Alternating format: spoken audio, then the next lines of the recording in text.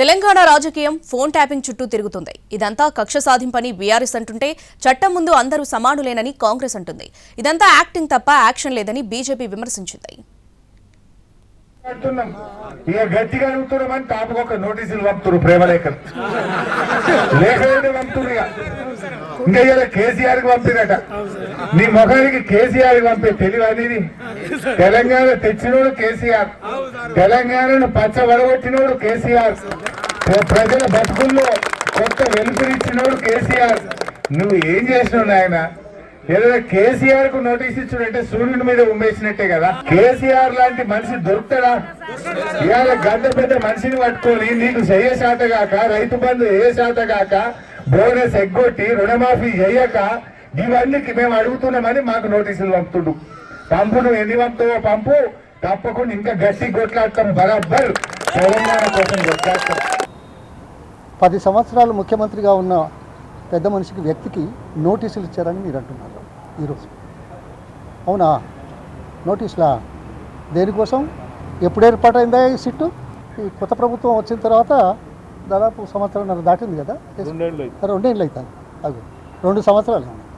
ఓహో, 2 సంవత్సరాలలో ఇప్పటికీ ఏమడగాలనేది కూడా ఆలోచించుకునే పరిస్థితులు 2 సంవత్సరాల తీరిక పడితే ఇప్పుడు మున్సిపల్ ఎన్నికల ముందు ఈ 10 రోజుల నుంచి ప్రజలకు వాస్తవాలు తెలియజేయడానికి చేస్తున్న అంశాలు ఒకటైతే, 6th వచ్చాడు, స్కూల్ మార్చాలి. ఎన్ని ఫెసిలిటీస్ ఉంటే ఏం లాభం? సబ్జెక్ట్ లో అసలు స్టాండర్డ్స్ లేనప్పుడు. మా అమ్మాయి స్కూల్లో అకాడమిక్స్ తప్ప ఇంకేమీ లేదు. కంగారు పడకండి. రెసిడెన్స్ స్కూల్స్ తో మంచి చదువుతో పాటు all round development. Right age లో రైట్ ఫౌండేషన్ తో రెసిడెన్స్ స్కూల్స్ ఇప్పుడు హైదరాబాద్ అంతటా.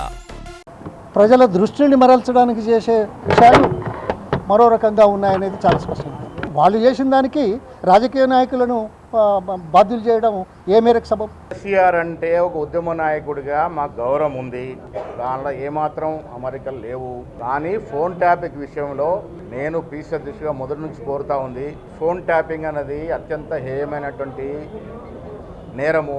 ఈ నేరంలో ఎవరు భాగస్వామిలో తేలాల్సిన అవసరం ఉంది. ప్రజలు కోరుకుంటా ఉన్నారు. పారదర్శకంగా విచారణ జరగాలి.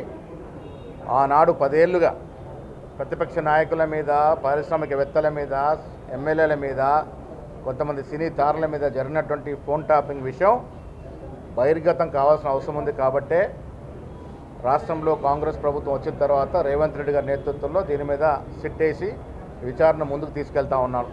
దాంట్లో భాగంగానే మాలాంటి వాళ్ళం చాలామంది వెళ్ళి వాంగ్మూలం ఇవ్వడం జరిగింది. దాదాపు 560 చిల్లర పైన వ్యక్తుల మీద ఫోన్ ట్యాపింగ్ జరిగినట్టుగా సమాచారము. సిట్ పరిధిలో ఎవరిని పిలిచినా వారు వచ్చి వారు సమాచారం ఇస్తే కొంత పారదర్శకంగా వాస్తవాలు బయటకు వచ్చే అవకాశం ఉంటుంది. సిట్ విచారణ సంపూర్ణంగా జరిగితే తప్ప వాస్తవాలు రావు. అంతవరకు ఎవరిని కూడా మేము దోషులు అనుకోలేము. ఫోన్ ట్యాపింగ్ సంబంధించి ఆనాడు ఉన్నటువంటి ముఖ్యమంత్రికి తెలియకుండా ఈ ఫోన్ ట్యాపింగ్ జరగదనేది ఒక చర్చ. దాని మీద ముఖ్యమంత్రి గారితో కూడా మాట్లాడితే వాస్తవాలు బయటకు వస్తాయి కాబట్టి వారికి నోటీస్ ఇచ్చారు. ఇదేం కొత్త కాదు, ఇది వారిని ఇబ్బంది పెట్టాలని కూడా కాదు. వాస్తవం తెలియాలి. తప్పు జరిగితే సరిదిద్దుకొని దానికి కావలసినటువంటి చర్యలు తీసుకోవటం కోసమే దీన్ని పిలిచారు.